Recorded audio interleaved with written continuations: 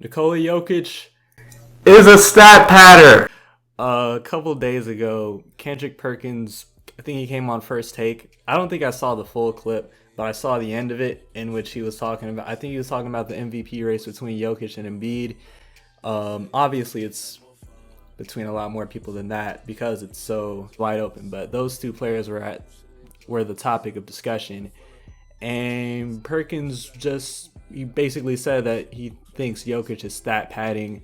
I think a main piece of evidence or just support for his argument was that when his assists per game was at like 9.5, he started to take less shots per game, so his assist rose to 10. And I guess he's just alluding to that Jokic really wants to average a triple-double, and that players in the locker room are aware of their stats and the weight of averaging a triple-double and the amount of impact that can have in the mainstream media. Now, JJ Redick was on the next day and he responded directly to this statement from Perkins, and he brought up the fact that the Nuggets were 20-something-0 when Jokic averages a triple-double, and he was saying that Jokic does not care about averaging a triple-double. He cares more about winning. And I definitely agree with Redick wholeheartedly, and I agree with Perkins for 1% of his argument. The 1% of Perkins' argument that I agreed with is that people or players in the locker room know what their stats are and are aware of the things that can have effect on their stats. He alluded to players choosing not to shoot half-court shots or full-court shots at the end of the game clock, or purposely shooting them a second after the clock goes off. So it seems like they're making an attempt to make the shot, but they don't really want to take that shot, so they don't lower their three-point percentage. He was spot on about that. I have seen that with my own eyes. I know that goes on. But I don't think Jokic is stat padding whatsoever. Number one, I think Perkins just really wants Joel Embiid to win the MVP, and he more than he wants Embiid to win the MVP, more so he does not want Jokic to win the MVP. I'm not particularly sure why. I'm not sure what he has against Jokic. Maybe he's just going to be rubbed the wrong way if he wins 3 MVPs in a row. I don't know why that would rub him the wrong way. It's not like he's passing up Perkins in an MVP race. And there's another thing with that, like players not being able, like politically, the politics around this thing, players not being able to win multiple MVPs because Kobe only won 1 MVP. Kevin Durant's only won 1 MVP. So Jokic is about to get 3. Like, people bring that up, and it's like, if a player is deserving of winning the MVP, he should win it for being the MVP of that season. There should be no politics in these MVP discussions. Whenever LeBron deserved to win MVP, he should have just fucking got it. There should be no gatekeeping in regards to award winning because we want to preserve the legacy of players that came before them for, like, if they only won 1 MVP in their career. We still have Kobe in the top 10 players all time, even though he only won 1 MVP. Like, MVP is not the only parameter when we evaluate players all time. I don't think there's anybody proclaiming that Jokic is a greater player of all time because could possibly have 3 MVPs compared to Kobe's 1. Like, that's just stupid. And I'm a Kobe fan. Like, he's my favorite player of all time, and I'm kind of irked that he won only 1 MVP, but it is what it is. If a player deserves to win multiple MVPs for being the MVP over a 2 or 3 year stretch, then they should get MVP for all of those years. And I'm not saying Jokic is the clear front runner. I think he has a case. I think Embiid has a case. Giannis has a case.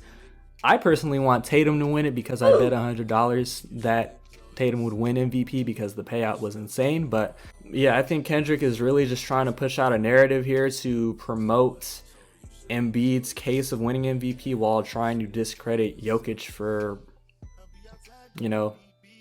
Embiid's game. I don't know why Perkins is so infatuated with Embiid winning an MVP. He definitely deserves it. I think he could have won it last year or 2 years ago.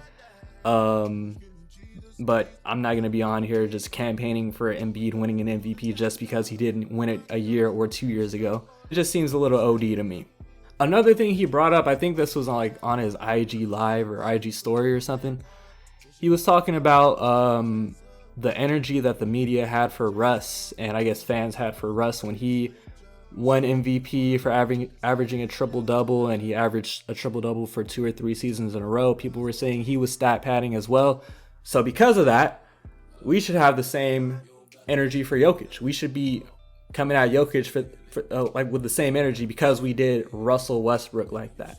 I don't think Russell Westbrook has ever padded his stats. I never called Russell Westbrook a stat padder. I don't believe superstars pad stats. That's just my personal opinion. You can disagree with me on that. But to address those people that thought Russ was padding his stats in OKC, what did you want him to do?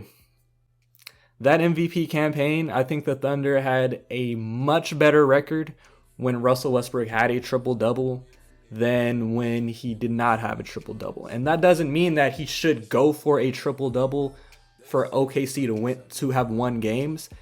That just meant he had to play well for OKC to win games. Common sense. Your superstar plays well, your team wins games. I don't understand how people don't understand that. That's common sense. And let's be honest, that OKC team was it just was.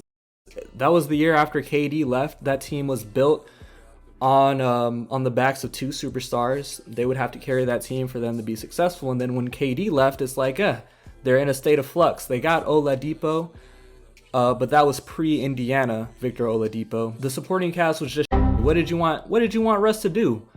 Let Steven Adams cook in the low post? Let Enes Kanter cook in the low post? Now, Enes Kanter had a slept-on low post game, but still, you're not gonna rely on Enes Kanter to create offense for you on a consistent basis. Like I said, Oladipo pre-Indy. You want Andre Roberson to cook offensively? Like, what did you want Russ to do? He's a point guard. He's a ball-dominant point guard. He was able to generate looks for his teammates because the team could not generate looks for themselves. So that means assists for Russ. If he's generating assists, that means his supporting cast that can't really create offense for themselves, they're scoring. Their confidence goes up. Their confidence goes up. The team plays at a higher level with more energy, and that can translate to more wins. I don't understand how that's such a foreign concept for people to understand. So just like I didn't believe that Russell Westbrook was padding stats in OKC, I don't believe that Jokic is padding stats in Denver this season, last season, or 2 seasons ago. Also, what reason does Jokic have to stat pad? This man doesn't give a fuck about the media. He doesn't give a fuck about what fans think of him on social media. He does not have social media. You're not going to find him on Twitter, Instagram, or anything.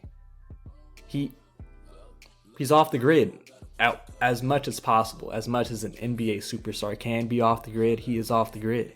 When the man won MVP, the bro was in Serbia, probably with his family, or I forgot where exactly he was, but Denver had to fly out to Serbia to give him his fucking award because that's what he's about. He's back home in the off season. He doesn't give a fuck about what's going on in the media. That's just who he is. He does not care about the media, accolades, or all the extra shit that goes with being an NBA superstar. He's just there to get wins and to help his team win whatever the fucking cost is. If it means him having a triple-double, it means him having a triple-double. If it means him shooting the ball 7 times because the other team is double teaming him and making it a focal point for him not to get going on the offensive end in terms of scoring the ball, then he's only going to shoot the ball 7 times and he's going to kick it out. That's just who Jokic is. He's going to take what the defense gives him. Now, if you want to get on Jokic about not being as aggressive as you like your superstar to be in terms of getting his own offense, I can understand that. I personally won't do that, but I can see people's point of view when they take that route. That's the same thing they did to LeBron whenever he would make the right basketball play in terms of kicking it out to the corner shooter on the last shot, which I don't understand how you get flack for that, but it is what it is. Kobe wouldn't do that? Okay. LeBron was not Kobe. That's a whole nother argument for a whole nother topic. Also, one more thing. I actually looked at Kendrick's rebuttal. I think a day after he came on and had a rebuttal for what JJ Redick said. And it was a pretty weak argument throughout. Like, he didn't really say anything. Like, his best argument was bringing up the fact that this goes on in locker rooms, how players talk about how close they are to triple doubles or averaging 10 rebounds, averaging 10 assists. Yeah, that was spot on. I'm 100% confident that he knows about that and that actually goes on. And he brought up the whole half court heave situation and how players don't want to do that to lower their 3-point percentage. But everything else he said was stupid. Particularly this one thing when, oh man, he brought race into it. Kendrick Perkins brought race into the MVP discussion. Now, I don't know if I can show any of that in this video because, I don't know, I might get murked. My channel might get murked by ESPN, but I'll show what I can. The evolution of the game, why didn't he never bring up this in particular subject? When it comes down to guys winning MVP since 1990, it's only 3 guys that won the MVP that wasn't top 10 in scoring. Do you know who those 3 guys were? Who were they? Steve Nash, Jokic, Magic? and Dirk Nowitzki. Oh. Nah. Dirk Nowitzki. What do those guys have in common? I'll let it sit there and marinate. Oh, they're white or now, European. Here's the thing: when it comes down to moving the goalpost for certain individuals to win it, again, is it Uchiwali or is it One Mike? Like, what song are we actually dancing to right now? Why is this subject not brought up? What do those 3 guys have in common when they won the MVP for us? Steve Nash, Dirk Nowitzki, and Jokic. That wasn't top 10 in scoring. Okay, let's actually dive into this a little bit. So he said there's been 3 guys in NBA history to win MVP without averaging top 10 PPG. Steve Nash, Jokic, and Dirk Nowitzki. So let's look up Dirk Nowitzki and his MVP campaign, which I believe was in 06. 07, he won MVP in 07, right? So now let's go to the world famous basketball reference and look at his stats for the 06 to 07 season.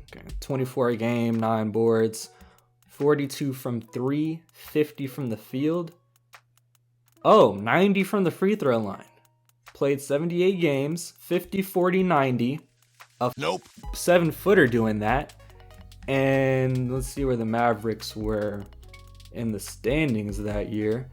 67 wins, 67 and 15. First in the West, obviously. I think that would be first in the entire league, actually. Okay. Yeah, that makes sense. That makes sense. 67 fucking wins. That's got to be like the tied for 7th most wins of all time, right? Oh yeah, Mavericks, right here in the top. They're tied for 1, 2, 3, 4, 5. Tied for 6th most wins all time. Of course, yes, he's gonna win MVP that year. Like what?